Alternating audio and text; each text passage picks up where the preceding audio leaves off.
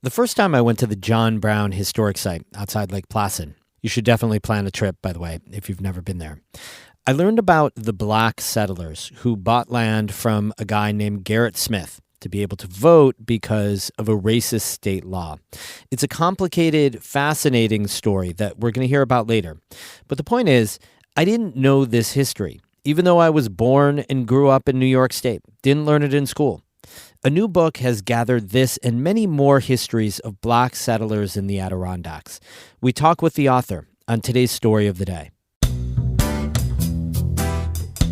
Support for Story of the Day comes from Pearsall Wealth Management at UBS Wealth Management USA, subsidiary UBS AG, member FINRA SIPC, 1 Broad Street, Glens Falls. Hey, I'm David Sommerstein. It's Monday, November 6th. First up, tomorrow is Election Day, so get out and vote. Polls are open from 6 in the morning to 9 at night. Let's look at some of the key races in the region. We reported last week on the mayor's race in Watertown. You can find that reporting at ncpr.org.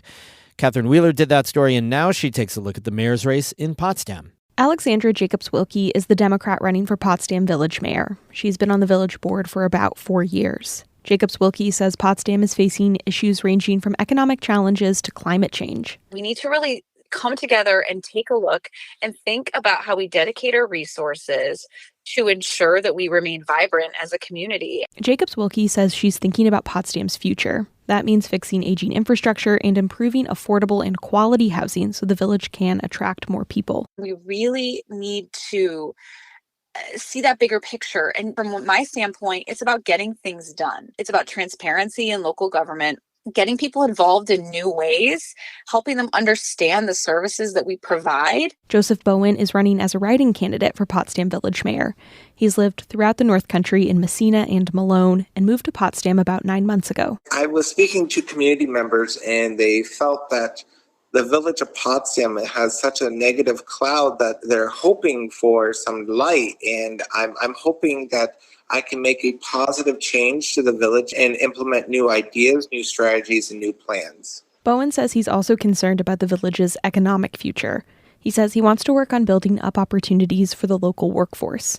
We actually employ our local people instead of sending, getting people from New York City or getting people from Rochester to run our hospitals, and let's keep the money local. And I think by doing that, we're going to see a growth in our economic welfare dramatically. Potsdam town residents will also elect a new town supervisor.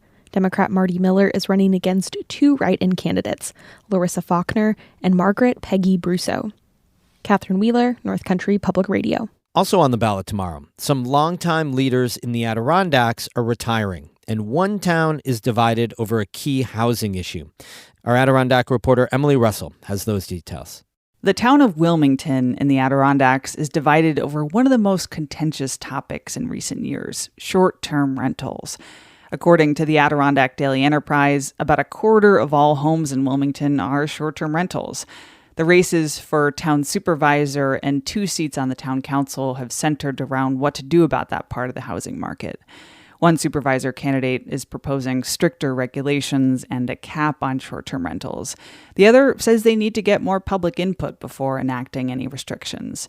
There are 4 people in Wilmington running for 2 open spots on the town council. Keene also has 2 open spots on its town council with 4 candidates running, as does Lake George. Meanwhile, 2 longtime leaders won't be on the ballot next Tuesday. Tupper Lake Mayor Paul Maroon and Mariah Town Supervisor Tom Scazafava are not running for re-election. Maroon was defeated in the GOP caucus. Scazafava is retiring after leading Mariah for 3 decades. Both races only have 1 Republican candidate running for those positions. Election Day is this coming Tuesday, or you can vote early until this Sunday, November 5th. Emily Russell, North Country Public Radio. A longtime reporter in the Tri-Lakes is the new editor and publisher of the Adirondack Daily Enterprise. Andy Flynn grew up in Tupper Lake and started his journalism career here at North Country Public Radio. He spent the last decade as an editor of the Lake Placid News. He'll oversee both that paper and the Adirondack Daily Enterprise in his new leadership role. Flynn said his goal is to keep the Tri-Lakes communities informed, inspired, and engaged with the news.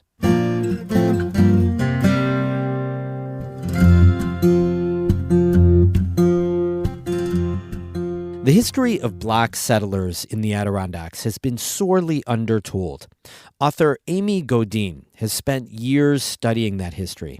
And when she started curating an exhibit for John Brown Lives, an Adirondack-based social justice group, she thought her research would maybe result in a short pamphlet.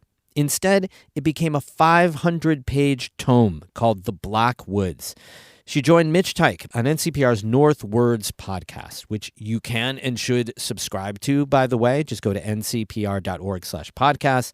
They talked about the book, which explores the history of black pioneers who came to the Adirondacks to forge a future for their families.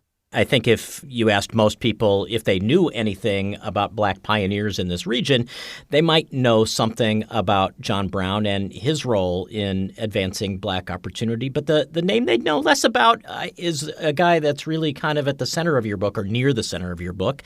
What should people know about Garrett Smith?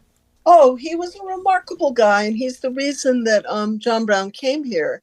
He is the one who developed a plan to settle 3,000 Black New Yorkers in the Adirondacks. It was that plan and the promise of helping out the settlers on their land that John Brown came to the Adirondacks in the first place. Smith was a radical abolitionist of enormous land wealth who lived in Peterborough, New York, and he met John Brown, who came to him and said, "I want to help." Smith launches Brown, and Brown is enticed by the presence of the settlers who are here. Brown comes here because they're here. He doesn't lead the settlement, as so many historians have suggested. He comes in response to a small settlement that's already in place. You know, one of the keys to having land at the time was a requirement that people had to own land valued at least $250 to be able to vote in the state of New York. That's right. That's right. Black people were subjected to that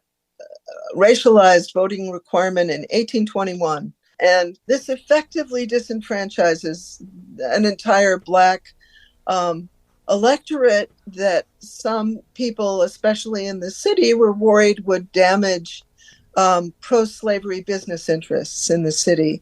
That's one reason why the opposition to it was so fervently pursued by urban New Yorkers. And it isn't reversed, or lifted rather, until 1870, when the feds insist on absolute equality before the law for Black voters. That's the first time. It takes that long. So it's in play a long time in New York State. And New York State does not willingly go for this. It's really imposed on the New York Assembly by the feds, and then later New York embraces it. This would be surprising to a lot of people who think of everything north of the Mason-Dixon line as being pretty egalitarian towards former slaves and free blacks. I think you're right. I think that's one of the revelations of the story, that this was really a story.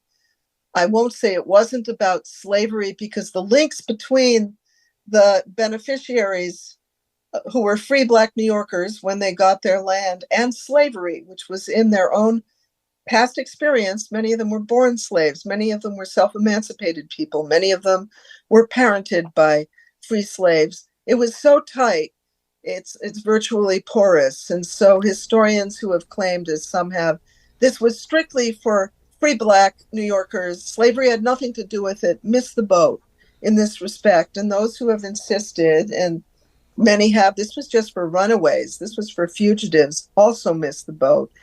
There was intercourse between those two worlds, and it was evident in every family I looked at. Amy Godine is the author of The Black Woods, Pursuing Racial Justice on the Adirondack Frontier. She spoke with Mitch Teich on the North Words podcast. You can find the full conversation at ncpr.org/northwords. Godine will join Mitch for another conversation tonight at the ADKX in Blue Mountain Lake, tonight at 7 o'clock. We have more news all the time on our website, ncpr.org. Music today by Eddie Lawrence of Moira and David Archibald of Kingston, Ontario. I'm David Summerstein, North Country Public Radio.